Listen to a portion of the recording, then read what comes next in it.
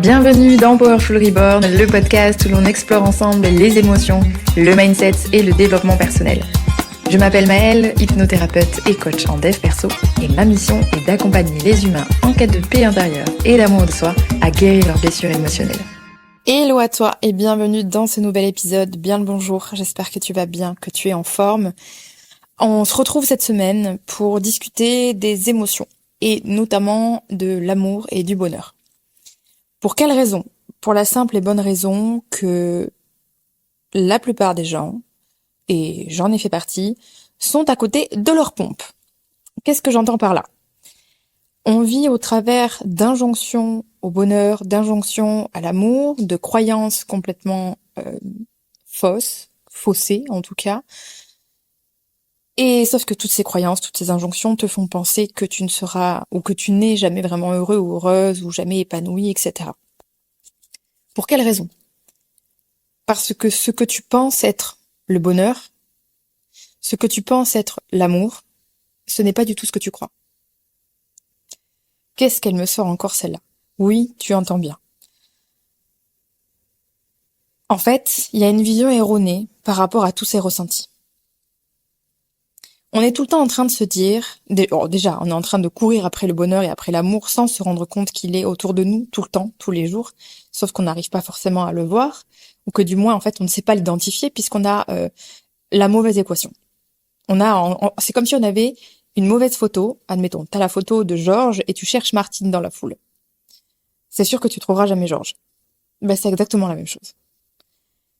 La plupart des personnes pensent que le bonheur, c'est l'euphorie.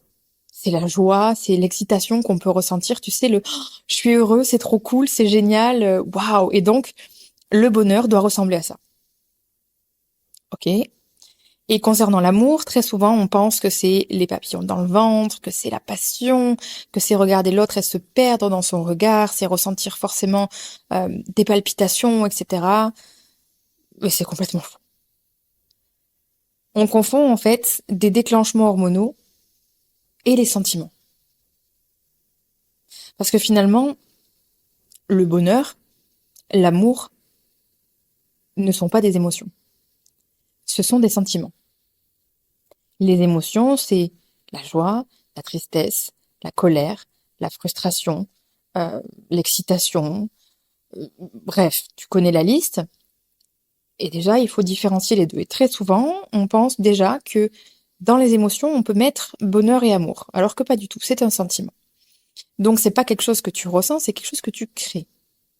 C'est-à-dire que tu ne ressens pas, de l'amour à proprement parler dans une situation X. Tu peux ressentir de la gratitude, tu peux ressentir de la joie, tu peux ressentir de l'envie, de l'excitation, peu importe, qui te donne en fait un sentiment d'amour ou un sentiment de bonheur. Et on confond de ce fait les émotions avec l'amour et le bonheur. Être heureux, être heureuse, c'est juste être dans l'instant présent. C'est être là. C'est se dire, ok, peut-être que j'ai pas encore tout, peut-être que ma vie en ce moment n'est pas des plus faciles, mais j'ai un toit, de quoi me nourrir, et peut-être qu'aujourd'hui, j'ai eu un proche au téléphone, peut-être que j'ai passé un moment avec un ou une amie, peut-être que j'ai réussi à faire quelque chose dont j'avais l'objectif depuis un moment. Et de tout ça, j'en retire du bonheur. Idem d'ailleurs pour la paix, hein, c'est la même chose. L'amour, c'est pareil. L'amour, c'est quelque chose c'est un sentiment, finalement, où on se sent en paix, où c'est fluide, où c'est, entre guillemets, je dirais, et je mettrai des guillemets, platonique. C'est linéaire. Ce que tu confonds et ce que tu penses être l'amour, c'est seulement des sécrétions, en fait. C'est juste des sécrétions hormonales et donc, du coup, des émotions, où tu penses justement que le petit coup d'adrénaline que tu as eu avec cette personne, l'oxytocine que tu as déclenché et toutes ces choses qu'il y a autour, tu penses justement que l'amour c'est ça. Mais parce qu'en fait on te trompe depuis toujours et on te fait penser que c'est ça. L'oxytocine par exemple, la dopamine, l'adrénaline, c'est des choses qui sont déclenchées selon ce que tu fais. Par exemple, l'adrénaline peut être déclenchée par une blessure, peut être déclenché par une situation vraiment urgente, du style t'as un accident ou un chien te court aux fesses. Euh, L'ocytocine, tu peux la déclencher par un câlin, par le toucher, ou tout simplement en étant dans la gratitude, peu importe. Et en fait, on a fait un schmilblick avec tout ça, et du coup, on est en train de chercher quelque chose qui n'existe pas. Raison pour laquelle, si je ramène ça aux relations, très souvent, les personnes confondent et ne comprennent pas ce que c'est finalement aimer quelqu'un et être amoureux de quelqu'un. Parfois, quand on tombe dans une relation saine, ou enfin du moins qu'on crée une relation saine avec quelqu'un, il y a tellement d'hommes et tellement de femmes qui se disent ouais, mais c'est calme. C'est tellement calme que je m'ennuie. Donc c'est pas ça l'amour. Bah, figure-toi que si. Parce que toutes les fois où tu as relié l'amour à ces anciennes croyances, du coup, qui sont l'adrénaline et toutes ces choses-là que tu as pu déclencher, tu as du coup relié en fait l'amour à des déclenchements hormonaux. Ce qui se passe en fait physiologiquement dans ton corps. Tu as relié ça aux espèces de roller coaster que tu as vécu avec telle ou telle personne. Sauf que si tu regardes, si on sort du prisme des relations amoureuses et qu'on va voir du côté des relations amicales et familiales, est-ce que quand tu es avec ton ami, tu ressens des papillons dans le ventre? Est-ce que quand tu es avec ta famille, tu ressens cette passion? Alors, c'est pas la même forme d'amour, on est bien d'accord, mais quand bien même. Tu aimes ces personnes de manière fluide, de manière linéaire. Bien sûr que tu peux être heureux, heureuse de voir ton ami, de passer un moment, tu vas rigoler, tu vas ressentir du bonheur, du plaisir, etc. Oui. Mais à aucun moment tu ressens ces papillons dans le ventre, ces palpitations et tout ce qui s'ensuit. Tu vois la différence? Donc finalement, ton corps sait ce que c'est l'amour. Ce que c'est, en tout cas, aimer quelqu'un. Ce sentiment d'appartenance, ce sentiment de reconnaissance, sentiment d'être vu, reconnu pour qui on est, d'aimer et d'être aimé. C'est pas quelque chose qui ressemble aux montagnes russes, en fait. Tout comme le bonheur, comme je te disais.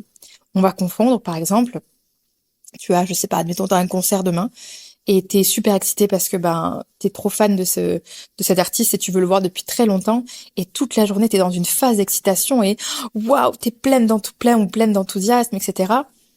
Oui, c'est juste de l'excitation en fait, c'est pas du bonheur. C'est de l'excitation parce qu'il y a une récompense derrière, parce que t'es content, parce que tu vas vivre ça, etc. Mais du coup, tu penses que le bonheur, c'est se sentir comme ça. Tout comme tu le fais avec l'amour. Alors que pas du tout. Le bonheur, la paix, l'amour, c'est quelque chose de posé, de calme. Ça ne ressemble pas à ce que tu penses être. Et je te dis pas ça par hasard. Moi, la première. Combien de fois je me suis dit, mais ce que j'ai ressenti pour cette personne, mais waouh, c'était dingue. Donc, cette personne-là, je l'ai pas aimée, en fait, en parlant d'une autre personne. Sauf qu'en fait, je confondais seulement l'amour à des sécrétions. Et je pensais que l'amour, c'était la passion, les palpitations, les papillons dans le ventre, etc., etc. Je sais pas si tu capteras, pardon, la nuance, mais je trouve ça important d'en parler. Parce que nombreuses sont les personnes qui du coup ne seront jamais satisfaites, puisqu'elles courent après quelque chose qui n'existe pas. Il y a tellement de personnes aussi, et peut-être que tu es concerné, qui se disent, une fois que j'aurai fait ça, une fois que j'aurai atteint cet objectif, une fois que j'aurai perdu du poids, une fois que j'aurai ce boulot, une fois que j'aurai terminé de construire ma maison, je serai en paix, je pourrai enfin profiter, être heureux ou heureuse. Au final, tu perds ton poids, tu trouves ce job, tu construis ta maison, t'arrives dans cette baraque, et là tu te dis, merde, c'est vide, je ressens rien. Donc peut-être que j'ai besoin de nouveaux objectifs pour me sentir heureux. Mais non, pas du tout. C'est qu'encore une fois, tu as du coup une définition du bonheur qui est complètement erronée. Comme je l'ai dit tout à l'heure, le bonheur, c'est juste se dire, ok, je choisis déjà d'être heureux malgré les circonstances. Parce que parfois, la vie, elle est compliquée. Mais je peux être reconnaissante pour ce que j'ai déjà, tout ce qu'il y a autour de moi, et me rendre compte qu'en fait, je n'ai besoin de rien de plus. Je suis là, je suis en vie. Il y a des gens qui m'aiment, j'aime des gens. J'avance, j'évolue, je grandis. J'ai tout ce qu'il faut pour subvenir à mes besoins. Je peux me sentir en paix et dans le bonheur, tout simplement. Parce que le bonheur n'est pas une destination à atteindre. Le bonheur, il n'existe que dans le présent. De toute façon, la vie n'existe que dans le présent. C'est nous, là, avec nos cerveaux de triturés, là, où on va la vivre dans le passé ou dans le futur, en oubliant complètement que la seule réalité qui existe, elle est maintenant. Là, pendant que tu m'écoutes. Et de ce fait, c'est que le bonheur, il est là, maintenant, tout comme l'amour. Et c'est pareil quand on parle d'amour. Tellement de personnes ne se rendent pas compte à quel point l'amour est partout. Encore une fois, on pense que c'est forcément toujours en relation amoureuse, etc. Ces fameuses palpitations, ces papillons dans le ventre. Je sais pas si t'as remarqué d'ailleurs, c'est qu'au bout d'un moment, quand ça fait 2, 3, 4, 5 ans que t'es avec la personne, tu ressens pas forcément en fait ces papillons. Tu les as plus. Et pourtant tu aimes cette personne. Là, on peut parler d'amour. C'est pas du tout la même chose. Ne pas confondre du coup ces sécrétions, ces émotions avec l'amour. C'est d'ailleurs une des raisons pour lesquelles les gens ne se choisissent pas pour les bonnes raisons. 8 couples sur 10, je crois, divorcent parce qu'ils se choisissent pour ces putains de sécrétions. Pour toute la dopamine, pour toute l'ocytocine, pour tout ce qu'on va qu'on va déclencher en fait dans les premiers mois de la relation. Bien sûr, c'est tout beau, c'est parfait, il n'y a pas encore eu les premières engueulades, on se connaît pas en fait. On est juste en train de partager des sécrétions hormonales. On ne sait pas qui est l'autre en face. Et comme forcément c'est agréable et qu'on pense que l'amour c'est ça, on se choisit, on se dit allez tiens, on se marie, on fait ça, on fait des gosses. Et puis arrive un moment où finalement l'amour naît pour de vrai, avec le temps, et puis tu te dis ah ben merde, en fait ça marche pas. En fait, c'est pas ça que je pensais. Bon bah next, on passe à l'autre. Parce que tu n'as pas choisi la personne pour qui elle était, mais pour ce que tu as ressenti physiquement. Alors bien sûr que c'est important, l'attirance, machin, tout ça, bien sûr, mais si tu choisis un ou une partenaire par rapport à ces déclenchements hormonaux, tu peux être sûr que 9 fois sur 10, tu vas te planter. Parce que justement, ça ne ressemble pas à ça. Et c'est la même chose pour le bonheur. Et je sais que ça peut avoir un côté un petit peu déstabilisant parce que tu te dis, mais attends, mais ça veut dire que l'amour c'est plat. L'amour c'est, ou le bonheur en tout cas, c'est, on s'ennuie quoi. Bah, juste regarde autour de toi, encore une fois. Comment tu aimes ton ami, comment tu aimes ta mère, comment tu aimes ton père, ta sœur, ton frère, ton enfant si tu en as. Alors oui, tu peux être parfois envahi par des émotions où tu ressens beaucoup d'excitation, de gratitude, de joie, et d'ailleurs des émotions moins positives. Mais par contre, ton sentiment de bonheur ou d'amour par rapport à cette personne, c'est juste un sentiment qui est apaisant, qui est calme, qui est doux. Et ça, c'est sûrement une des raisons pour lesquelles aujourd'hui, on a autant de personnes malheureuses en couple, outre les blessures et machin et tout le bordel, et pourquoi on a autant de personnes malheureuses. Parce que la plupart des gens ne savent pas ce que c'est. Alors, je dis pas ça en étant la bien-pensante qui sait tout, pas du tout. Moi aussi, je me suis plantée et aujourd'hui, du coup, je le vois différemment. Mais garde bien ça en tête. Aimer quelqu'un, ce n'est pas vivre des vagues émotionnelles. Le bonheur, ce n'est pas ressentir une extase absolue parce qu'on a enfin achevé un but. c'est justement apprécier le chemin. Aimer, c'est aimer la personne pour qui elle est, pour ce qu'on est ensemble également, et non pas pour ce qu'elle t'apporte ou ce qu'elle te fait ressentir. Et je sais que c'est pas forcément facile à admettre, et que peut-être certains d'entre vous qui m'écoutent ne comprendront pas, ou pas. Mais je sais qu'il m'a fallu des années pour capter tout ça.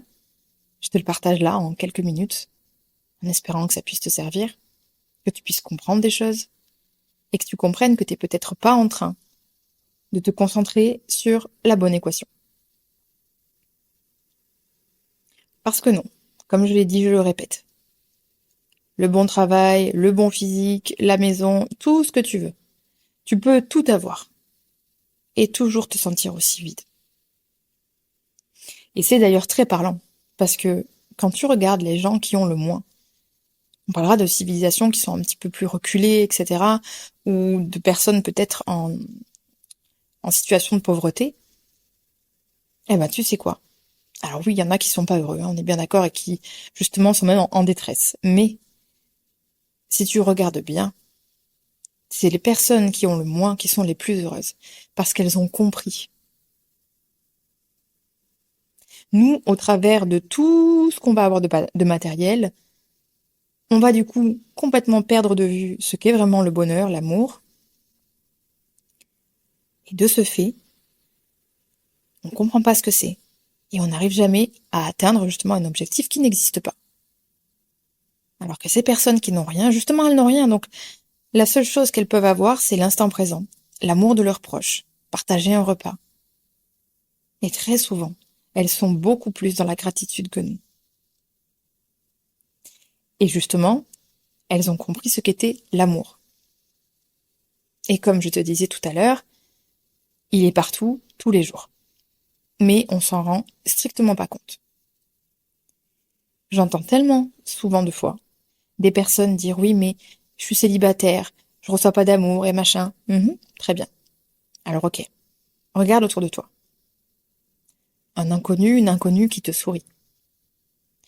Une personne dehors qui va peut-être, je ne sais pas, t'aider à porter tes courses. Peut-être quelqu'un qui va te laisser sa place dans le métro. Ou encore quelqu'un qui va t'aider à réparer ton pneu parce que t'as crevé. Ou bien un médecin qui prend soin de toi. Ou une secrétaire qui est sympa. Un serveur qui te fait un sourire, peu importe. Un gosse dans la rue qui, pareil, te fait un sourire. Un animal qui vient te donner un petit câlin, dans la rue. Pas forcément le tien, ou peut-être le tien, peu importe. Une maman qui t'appelle. Une sœur, un frère qui t'envoie un message. Bien voilà. T'en reçois de l'amour. Parce qu'il est partout autour de toi. Absolument partout. C'est juste que comme tu ne sais pas ce que c'est réellement, et que tu penses que ça ressemble justement à ces montagnes russes, tu penses qu'autour de toi, il n'y en a pas.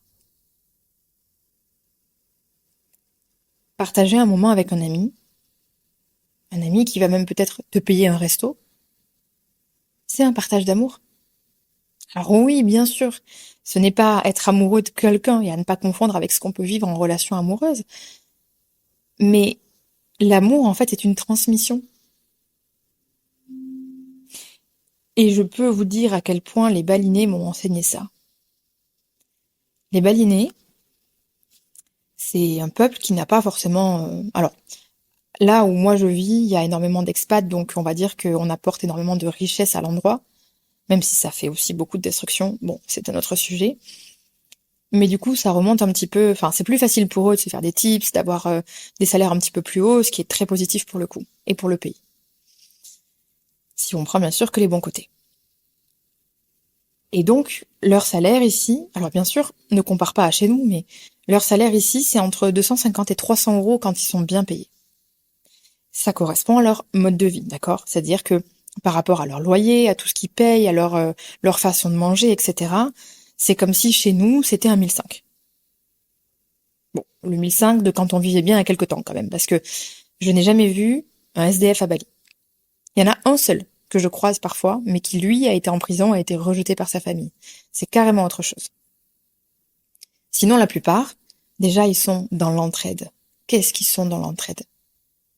Il n'y aura jamais un voisin qui va mourir de faim. Il n'y aura jamais un voisin qui manquera de quelque chose. Parce qu'ils vont s'aider. Parce qu'ils partagent l'amour. Ils sont dans la gratitude, alors qu'ils n'ont pas grand-chose. Ils ont des maisons dans lesquelles ils vivent à plusieurs, parce que c'est aussi leur culture. Ils vivent en famille. Ici, il n'y a pas de t'es en couple, tu te maries et tu vas vivre dans ta maison avec ton mari. Non, non. La femme qui épouse du coup son mari, enfin son homme, va vivre dans la famille de son mari. C'est ainsi, c'est comme ça. Bref, juste une histoire de culture. Mais ces gens-là ont beaucoup moins que nous. En tout cas, en termes de matériel, ils vivent pas du tout une vie occidentale. Ça n'a rien à voir. Et pourtant, je n'ai jamais vu un ou une serveuse ne pas être souriant ou souriante, ne pas être aux petits soins, ne pas être respectueux, avoir toujours le petit mot, gentil. Même ceux qui font les travaux les plus difficiles, ceux qui travaillent dans les champs, ceux qui conduisent des Grab ou des Gojek, c'est des applications en fait qui font taxi-scooter. La course doit coûter 1 €. C'est pas grand-chose pour nous. Eux, c'est leur façon de se faire un petit salaire. Et ils sont toujours très gentils. Et sur le scooter, ils prennent le temps. Comment tu vas? Tu viens d'où? Qu'est-ce que tu fais ici? Depuis quand t'es là? Comment tu t'appelles? Et pourtant, ils ont rien. Par contre, la chose la plus importante pour eux, dans la culture balinaise, c'est l'amour. Ils savent que partager de l'amour est une force, mais d'une puissance inconsidérable. Et du coup, ça fait partie d'eux. Ils sont tous souriants. Même si j'imagine bien qu'ils passent des mauvais jours pour certains, ils sont tous souriants. Ils donnent toujours. Une fois, je sortais d'un labo, je faisais une prise de sang et j'ai fait un malaise sous le scooter. J'ai demandé du coup au scout de m'arrêter. J'étais en plein milieu de la route avec lui et je lui ai dit écoute, garde ta course et je vais commander un taxi voiture. Il m'a dit non, non, attends, je reste avec toi. Je t'aide à commander le taxi et puis je vais aller t'acheter du chocolat et de l'eau. Je reviens. J'étais incapable de bouger. Il revient avec du chocolat et de l'eau alors que pour lui, en plus de ça, ça lui coûte au moins 10% de son salaire. J'exagère un peu, mais voilà, enfin c'est pas ce que moi ça me coûte. Et bien sûr, je lui ai rendu, enfin je lui ai même donné le double déjà pour sa gentillesse. Et il est resté là pendant 20 minutes jusqu'à qu'une voiture arrive parce que le trafic était complètement bouché. Et je crois que pendant ces 20 minutes, il y a 4 ou 5 scooters et des balinés sur le trottoir qui se sont arrêtés. Ça va? Vous avez besoin de quelque chose, madame? Vous avez besoin de manger? Je crois que le Warung, le petit resto local juste derrière moi, là où j'étais assise, est même venu me proposer de la nourriture.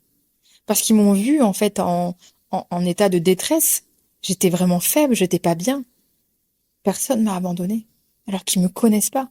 Et qu'ils savent très bien que je suis une étrangère, etc. Mais parce que pour eux, ce partage est important. Et parce qu'ils ont compris, justement, ce qu'est l'amour.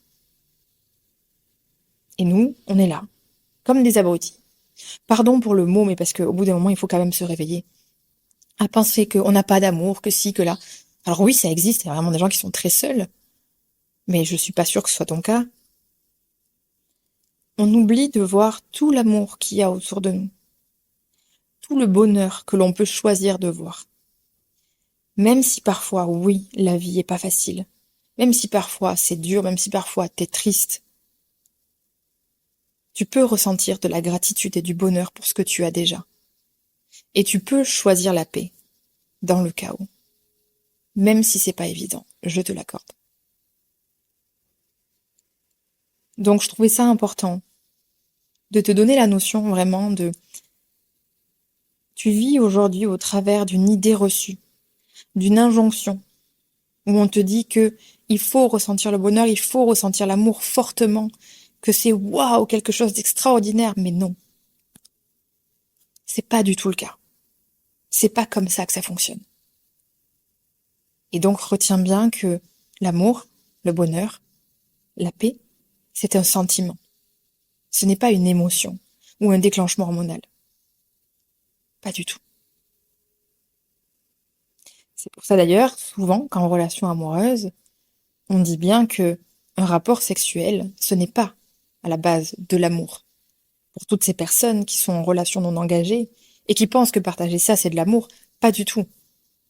Tu déclenches bien sûr des hormones qui te font ressentir des choses agréables, mais l'amour, c'est quand on se choisit pour qui on est.